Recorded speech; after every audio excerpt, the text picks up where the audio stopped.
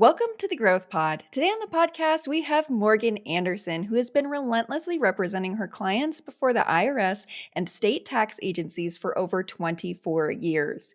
During that time, she has resolved thousands of clients' personal and business tax debt issues for income, payroll, and sales tax. To say she has pretty much handled any tax debt problem you can imagine is an understatement. Morgan, welcome to the podcast. Thank you so much for having me, Angela. I'm really excited to be here.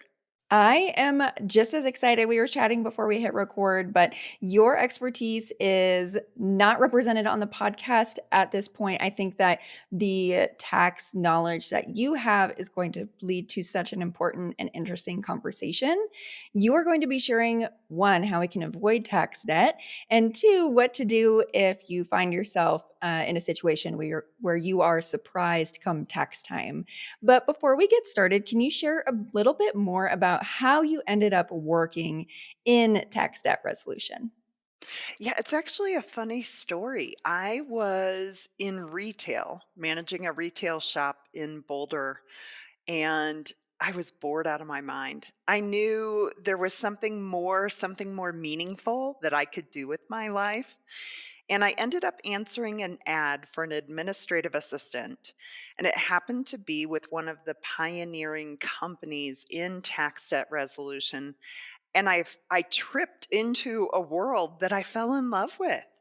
I got to deal with numbers, I got to deal with law, I got to be a problem solver and really step in and help people when they're at one of the scariest financial points they will ever face in their life, which is having a tax debt and fearing the tax man showing up on their doorstep.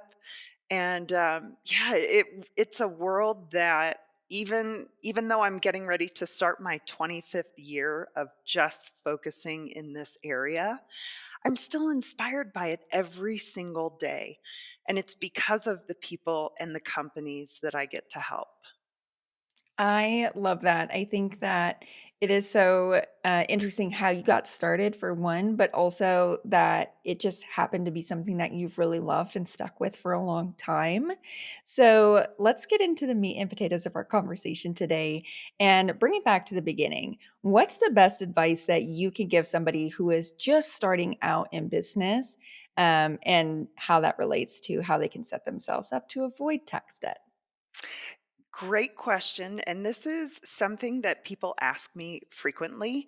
How can I, if I'm looking at starting a business, how can I avoid falling into any tax traps? First thing first, whenever you're setting up a business plan up, whenever you're writing it all out and you're anticipating expenses, always anticipate about 25% more than you can foresee at the time that you're writing out this plan. You always want to make sure you have enough of a financial cushion. The second thing I would say is absolutely find a CPA or somebody who is a professional accountant who has an experienced history with the industry that you're looking at getting into. You want somebody who knows what are standard deductions and typical business expenses so they can guide you through that. If you can align yourself with a really good CPA or accountant who has experience in your industry, they're going to be able to shortcut and guide you around some of the typical things that they see cause problems for new business owners. So, funding and finding a fantastic CPA accountant, somebody who can almost think of them as a board member for you because you want them to be that heavily involved. I love that. The importance of having somebody involved in your business really takes the stress out of, having to figure it all out yourself. And also, as somebody who's starting a business, you probably don't know the tax law. I know I don't. And the different, like you mentioned, standard deductions and things that are available. So I think that's such an important tip. When you are preparing your books with your CFO or your accountant, are there any other strategies that you recommend, questions that you recommend asking them to make sure that you are maximizing your tax deductions in a way that won't leave you surprised come tax time? Boy, that's another really good question, and one that is completely dependent on what you're doing. If you are producing a product, obviously it's looking into the line items of everything that goes into that finished product. If it's a service, same thing. It's just a matter of how do you cut your expenses, kind of getting creative with how you're arriving at your finished product that or service that you're selling. Um, Beyond that, I really can't give any guidelines about the line items, but one thing I can say is when it comes to taxes, for the self-employed individual, right? Just a sole proprietor, you have estimated tax payments you need to make throughout the year in relation to the income that you're earning, your net profits from your effort. Now, the IRS and the states say, okay, you have to make deposits 4 times a year. Okay. For the federal government, and sometimes the state differ a little bit. They try to typically stay on the same schedule. But for the federal government, it's April 15th, June 15th, October 15th, and then January 15th of the next year. However, what a lot of people don't realize is you can make a deposit every week if you want to. So, for a lot of our clients who are, say, for example, realtors, right? Usually it's feast or famine. They may have 3 or 4 big sales and then nothing for 3 or 4 months and then a couple more. Well, we typically will look at their tax rate and say, okay, every time you have a sale, let's take 28% or whatever their tax rate is, carve that out of the commissions before you spend a dime and make your tax deposit right away. So you could have 4 or 5 tax deposits within 2 weeks of each other and then nothing, but it's because you didn't have any closings. And then the same thing a couple months later. So it's just leveraging your diligence on your end and being hyper attentive to the taxes to stay ahead of them. I really like that tip. One of the things that I talk about a lot is creating systems that support your existing behaviors instead of creating things that, sound good in practice, but are really hard to follow through on. And so I love your example of if you are in an industry where there's a little bit more of that feast or famine cycle, set up processes that you can pay your taxes right then and there instead of uh-oh, now you've already kind of spent your commissions and it's the quarterly time to paying your taxes. And Exactly. you were hoping another sale would come through, but it's going to be delayed. And now you're in a tough spot. So I think that's so important, what you were saying. Let's say it's tax time and uh-oh, our tax bill is larger than expected. This episode maybe they didn't hear or something in time to prepare. What tools are available at that point? You filed your taxes and all of a sudden, whoa, I didn't realize I was supposed to be paying in quarterly taxes. My tax bill is huge, and I'm in a tough spot. What is your advice to that person? So this is a situation, this is where most of our clients come to us. I have a tax bill. I don't know what to do to start getting in front of it. First things first, know that with an older tax debt, meaning something that is not this current year, we can always set up payments to address it. What you want to do is stop pyramiding or adding new debt on top of the old. They call it pyramiding because people who have tax debt, right? This is the older layer, and then they add a new layer and then a new one on top of it. And so, pyramiding is a common phrase that the IRS and the states use when referring to a tax debt issue.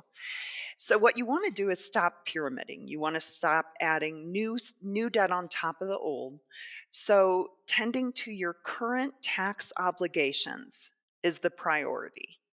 Like we're almost 3/4 of the way through 2024, right? So you may not have made tax deposits leading up to now, but you can start this month. Start making your estimated tax payments or your federal tax deposits if you have payroll. Start now. Draw that line in the sand and say, okay, I'm going to stop accruing new debt. And once you make a couple of deposits, once you are showing that you are compliant with the current obligation, then the tax agencies will open the door to solving the old. But you always want to make sure that you put a thick line in the sand and stop the accrual moving forward. I think that is so important. Um, don't let more and more and more pile up. Like you said, draw a line in the sand and deal with it now. If somebody is in a situation where they have that pyramiding debt, as you've put it, what options are available at that point? Let's say it's old. You mentioned that, older than the current or the most previous tax year. What do you do then? What options are available to entrepreneurs who have created this pyramid debt situation? If it's income tax, the first thing I would do is take a power position with it, not let the debt and the unknown aspect of it intimidate you into a paralyzed situation.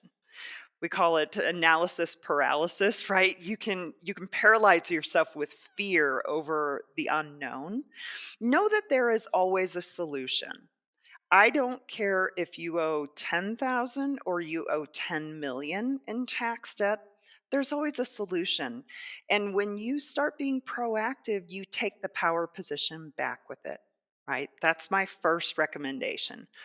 Don't let the fear of the unknown just quake you in your boots. It's just not necessary because there's always a solution. I would say if you are tending to your current obligations, then it is put in a phone call. Call them and say, you know what? I've got this debt. I'm focusing on not accruing anymore. What can we do? If you owe income tax wise less than 25,000, don't hire anybody to handle it. Call the agency and say, "Look, I need to tend to this with monthly payments." Right? Or I can't tend to the debt now, but I have a new contract starting in 3 months. It's going to allow me to full pay it. Explain your circumstances to them, and 9 times out of 10 they're going to work with you. If you are in a position where you simply have no money to pay the debt back, the IRS has a currently not collectible status that they will recognize and put you in to give you breathing room to rearrange your financial condition with the hopes that within the next 12, 18, or 24 months, you'll be in a position to start addressing the debt. And during that time frame, you have no fear of them coming and taking collection action because you've been upfront and honest with them. They've recognized it. There's also ways to negotiate the total debt through an offer and compromise program, but they will do a full deep dive on your financial condition, and you will have to prove without a shadow of a doubt that you have no way to pay the debt now, and you won't have a way to pay the debt for the foreseeable couple of years. Now, the offer and compromise program, a lot of people have seen the ads. Oh, I owed $50,000 to the IRS and I hired XYZ company and they settled it for $500. Well, and it's always like a family in front of a big, beautiful home with a manicured yard. That is not a reality. That picture is fraudulent. It can be done, but you have to be pretty much destitute. I have a case that we just finished negotiating an offer and compromise for. It was somebody on the East Coast, somebody in the real estate profession, and just their entire area has become depressed. And she's in her early 60s now, and that's all she knows how to do. So she's kind of locked into that agency and into that profession, right? She has two dependent children. Both have severe medical issues, so they aren't able to live on their own. And she really has no assets other than a vehicle and no savings, no investments, no nothing. So we ended up negotiating on a $200,000 income tax bill, a settlement of $4,800. But it took almost a year to get through all the negotiations and all the financial disclosure. It can be done. It's just a matter of, can you qualify for it? Working with a specialist is really the best way to ensure whatever program is available that is in your best interest according to your current financial condition and your short term and long term goals. That working with a specialist is the only way to make sure that the best scenario is realized. I really like that you brought up the fact that, if you're watching a commercial and it seems too good to be true, it probably is, but that there are real solutions available for people who are facing severe financial hardships, and that your example of reducing the $200,000 tax bill down to 4,800 for somebody who truly was in a financial situation that warranted that reduction, so it can be done. I think that's really important just to show the two spectrums. You're not going to be living, in a perfectly manicured No. house with a huge lawn. Sending your kids to private Yeah. school, that's not an allowable expense when the IRS is digging in. No. Um, but I will tell you, if you owe less than 20,000 in income tax, it's something that you can handle. Call, explain your situation, set up the monthly payments and you'll be fine. But if it's something where you have a business and you have unpaid payroll taxes, that's a very sticky situation because they can pierce the corporate veil, LLC veil, and hold people personally accountable for the unpaid payroll taxes. Sales tax, same thing. If you have a sales tax that you haven't filed and or paid, and I've seen some that have gotten up to 50 or $60,000, the states get very aggressive about that because they see it as money you took from the public to hold in trust to turn over to them and didn't. So they get very aggressive with it. Payroll and sales tax situations, get a specialist involved. Any income tax situation above 20, maybe $25,000, get a specialist involved. I love that. I think that it's so important to know where the line is, where you can do it yourself or where you need to bring in that additional help. Morgan, you are somebody who's helped thousands of clients deal with their personal and business tax debt. You are a published author, and I'm sure that all keeps you pretty busy. But I'm curious to know what's next for you. What are you working on? Boy, I don't have a goal other than just helping the people who come across my desk. My husband and I, we have kids that are in grade school and we try to keep a pretty healthy work-life balance. I think that is the key to anybody who's in business, right? You have to kind of compartmentalize your work from your personal and keep a healthy balance. Um, Physical exercise, being properly paying attention to proper nutrition and trying to just keep a good balance with everything in life, taking time out to stop and smell the roses, but also being focused and inspired every day by what desk you're sitting at and what you get to do for a profession. It's all about balance. So just keeping focused on that. I love that, and creating that space and time for yourself. You are speaking my language. If somebody is listening and they're in a situation where they want to bring in somebody to help with their tax debt resolution and they want to get in touch with you, where's the best place for them to do that? They can find us on our website, Golden Lion Tax Solutions. I'm on LinkedIn. My personal phone number is on both. So reach out to me. Our email address, I've got a great team that works for us. You can reach out to us anytime and any way that you can find on the web. And we always are very attentive to people who are saying, I think I have a problem, because we know how it is to have that weighing on your mind. It's really tough. So we always make it a priority to reach right back out to people if we aren't available to answer the phone because we're handling another situation.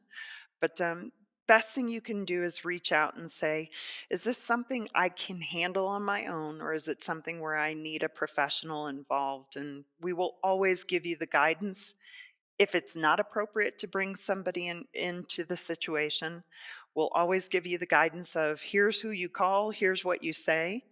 But if it's a situation that warrants a professional being involved, we'll sit down and talk about the situation and the steps that we would take to work to a solution and see what we can do about working together. Wonderful. And the link to your website and your LinkedIn will be in the description. So if you are listening and any of that sounds good to you, it's right there for you. Morgan, thank you so much for joining us today. Your expertise really leveled up my knowledge about tax time, and I know that our audience got a lot out of it as well. It was a pleasure to be here. Thank you so much. Thank you so much for listening to this episode of the Growth Pod. I look forward to seeing you in the next one.